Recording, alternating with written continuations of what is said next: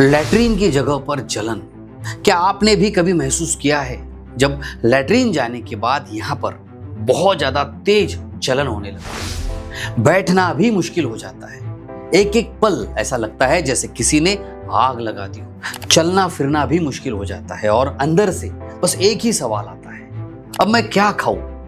इस जगह पर, लैट्रीन की जगह पर मैं क्या लगाऊं जिससे ये जलन, जिससे ये दर्द बंद हो जाएगा। कई लोग इस तकलीफ को चुपचाप सहते रहते हैं। शर्म की वजह से वो किसी के सामने ये बात भी नहीं करते हैं, लेकिन दर्द हर दिन अंदर ही अंदर बढ़ने लगता है। दोस्तों, अगर आपको भी लैट्रीन की जगह पर जलन होती है, लैट्रीन की जगह पर खुजली होती है या फिर सूजन है, इस तरह का मस्सा आया है, बैठने में आपको परेशानी हो रही है, तो ये वीडियो आप ही के लिए है। नमस्कार, मैं डॉक्टर शीतल टोंग से आपका बहुत बहुत स्वागत करता हूं डॉक्टर टोंग से होम्योपैथी में। हम आगे बढ़े इससे पहले छोटा सा काम, नीचे बटन है, इस चैनल को सब्सक्राइब जरूर कीजिए आपके काम की वीडियो से। देखिए, आए दिन हम काफी पेशेंट्स, मैं और मेरे एक्सपर्ट डॉक्टर की टीम, हम लोग देखते हैं पाइल्स, फिशर, फिस्चुला, आईबीएस, पेट की कोई भी समस्या अगर आपको है तो आप भी हमसे कंसल्टेशन बुक कर सकते हैं। हमारा नंबर मैंने नीचे दिया है। देखिए, हम पिछले कई सालों से पाइल्स, फिशर, फिस्चुला ऐसी काफ़ी बीमारियों का होम्योपैथी से इलाज कर रहे हैं, वो भी बिना किसी सर्जरी के, बिना किसी दर्द के और पूरी तरह से सुरक्षित। अगर आपको तकलीफ है तो आप अपने नज़दीकी किसी डॉक्टर से मिल सकते हैं या हमसे भी संपर्क कर सकते हैं। चलिए अब बात करते हैं मुद्दे की। देखिए, किसी भी तकलीफ को अगर जड़ से मिटाना है तो उसके कारण को समझना बहुत ज़रूरी होता है। समस्या का कारण सबसे ज़रूरी होता है। तो असली सवाल यही है कि आखिर में लैट्रिन की जो जगह पर जलन होती है वो होती क्यों है, इसके कारण क्या है। महत्वपूर्ण कारणों के बारे में बता रहा हूं, ध्यान से समझना है। हो सकता है आपकी तकलीफ का भी कारण इसी में छुपा हो। पहला कारण होता है जो बहुत ही कॉमन है, आम है, वो होता है पाइल्स या फिर फिशर। जी हाँ, जिसमें मल त्याग करते समय बहुत ज्यादा तकलीफ होने लगती है। देखिए, पाइल्स यानी इस तरह का मस्सा आ जाता है। दो प्रकार के पाइल्स होते हैं, इंटरनल यानी अंदरूनी मस्सा, एक्सटर्नल यानी बाहरी मस्सा। जब अंदर से तकलीफ होगी तो खून आ सकता है, जब बाहर से तकलीफ होगी तो आपको बैठने में दिक्कत हो सकती है, जलन हो सकती है, बहुत ज्यादा काम करने में भी आपको तकलीफ हो सकती है। दूसरा जो होता है वो होता है फिशर। फिशर यानी जगह फट जाना, क्रैक हो जाना। अगर आपको कब्ज है, पेट साफ नहीं होता है, लैट्रिन हार्ड हो रही है, मल हार्ड होता है, तो लैट्रिन की जगह फट जाएगी। इसी को हम कहते हैं फिशर, और इसकी वजह से ये तकलीफें बढ़ जाती है। अब इसका दूसरा मुख्य कारण होता है खराब डाइजेशन या फिर लॉन्ग लास्टिंग कंस्टिपेशन। आपका पेट अगर साफ नहीं होता है, ज्यादातर लोग मैं देखता हूं, आए दिन हम पेशेंट्स देखते हैं, पेट साफ नहीं है, लोग ध्यान ही नहीं देते हैं। अगर आपका भी पेट काफी दिनों से साफ नहीं हो रहा है, आपका मल सख्त हो रहा है यानी हार्ड हो रहा है, तो फिर क्या होगा? आप जब टॉयलेट के लिए बैठेंगे तो एनल एरिया में प्रेशर बनेगा और इसकी वजह से यहाँ का जो भाग है वो क्रैक हो सकता है। इसी को फिशर कहेंगे। ऐसा मस्सा बाहर आ सकता है, ये देखिए, इसी को हम कहते हैं पाइल्स का मस्सा। तो खराब डाइजेशन भी इस तकलीफ का मुख्य कारण हो सकता है। इससे भी लैट्रिन की जगह पर आग लगने जैसी जलन हो सकती है। इस तकलीफ का तीसरा मुख्य कारण होता है मसालेदार और तीखा खाना। देखिए, जब आप बहुत ज्यादा तीखा खाना खाते हैं तो क्या होता है, लैट्रिन के जगह पर आपकी आंतड़ियों में भी जो एक पतली सी झिल्ली होती है, इसे ये जला देता है और इससे भी आपकी तकलीफ बढ़ सकती है। अब जानते हैं चौथा मुख्य कारण, बार बार लैट्रिन जाना।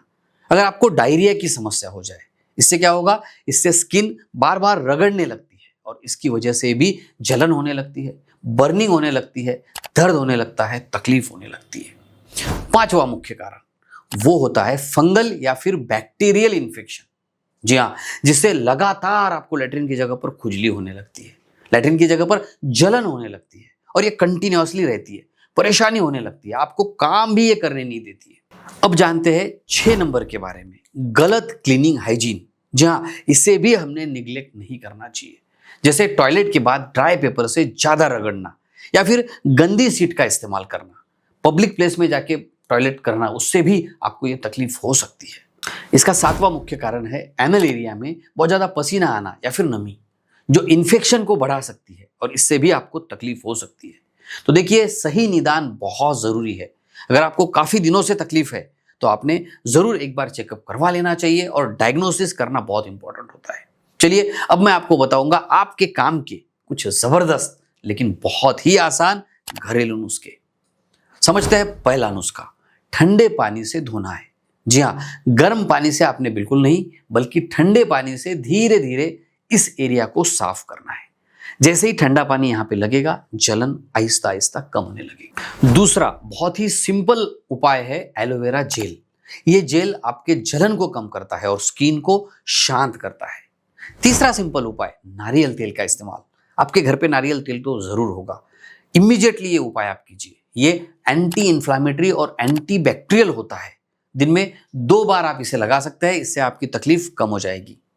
चौथा उपाय हल्के कपड़े पहनना। जी हाँ, ताकि एरिया सूखा रहे, वहां पे हवा बनी रहे और रगड़ कम हो, इससे भी आपकी तकलीफ कम हो सकती है। पांचवा उपाय, खाने में आपने ज्यादा से ज्यादा फाइबर्स लेने चाहिए। सब्जियां, फल, सलाद, पर्याप्त मात्रा में पानी पीना आपके लिए बहुत इंपॉर्टेंट है। नंबर 6, मसालेदार चीजों से आपने बचना है। बहुत ज्यादा स्पाइसी तली हुई चीजें आपने नहीं खानी है। साथ ही याद रखिए चाय, कॉफी, शराब, इससे आपने दूरी बनाना बहुत जरूरी है। 7वां उपाय, 5 मिनट के लिए आप गुनगुने पानी में बैठ सकते हैं। इसे हम कहते हैं सिट्स बाथ। ये देखिए इस तरह से टब होता है, इसमें आपने पानी लेना है, थोड़ी सी हल्दी आप इसमें डाल सकते हैं और सुबह 5 मिनट, शाम को 5 मिनट, एक 8 से 10 दिन तक अगर आप ये करेंगे तो वहां की जो स्किन है, ड्राई जो स्किन हो जाती है, उसमें काफी राहत आपको मिलेगी। चलिए अब बात करते हैं होम्योपैथिक मेडिसिन की। देखिए होम्योपैथी में ऐसी बहुत अच्छी अच्छी दवाइयां हैं जो इस तकलीफ से आपको पूरी तरह राहत दिला सकती है। एस्कुलस है, रटानिया है, सल्फर है, ग्राफाइटिस है, हेमामलिस है, नक्सोमिका है, नाइट्रिक एसिड है, पियोनिया है, कैल्क्रिया फ्लोर है, आर्सेनिकम अल्बम है, ऐसे काफी मेडिसिन है।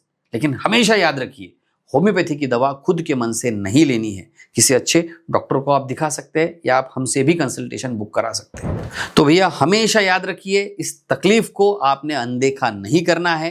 क्या बीमारी है वहां तक जरूर पहुंचना है, जड़ तक पहुंचना है, ताकि पाइल्स, फिशर, फिस्चुला या और कोई बीमारी है तो उसे आप निदान कर सके, उसे पहचान सके और उस हिसाब से आप ट्रीटमेंट कर सके। और इसीलिए सबसे पहला कदम होता है डायग्नोसिस। किसी नजदीकी डॉक्टर को दिखाइए, चेकअप करवाइए, निदान करवाइए। घरेलू उपाय भी आप कर सकते हैं जिससे आपको राहत मिलेगी। लेकिन फिर भी अगर तकलीफ कम नहीं है तो एक्सपर्ट ओपिनियन, पूरी ट्रीटमेंट बहुत जरूरी होती है। किसी भी बीमारी को जड़ से खत्म करना बहुत इंपॉर्टेंट होता है ताकि आपको ये बार बार परेशान ना करे। मेरा वीडियो अगर आपको पसंद आया तो मेरी कौन सी बात आपको पसंद आई मुझे कमेंट में जरूर बताइए। साथ ही किस टॉपिक पर आप नेक्स्ट वीडियो चाहते हैं वो भी मुझे बताइए। इस वीडियो को अपने दोस्तों तक, फैमिली मेंबर्स तक जरूर पहुंचाइए ताकि उनको भी इससे फायदा मिल सके। तो हंसते रहिए, मुस्कुराते रहिए, अपना और अपने परिवार का बहुत बहुत ख्याल रखिए। धन्यवाद।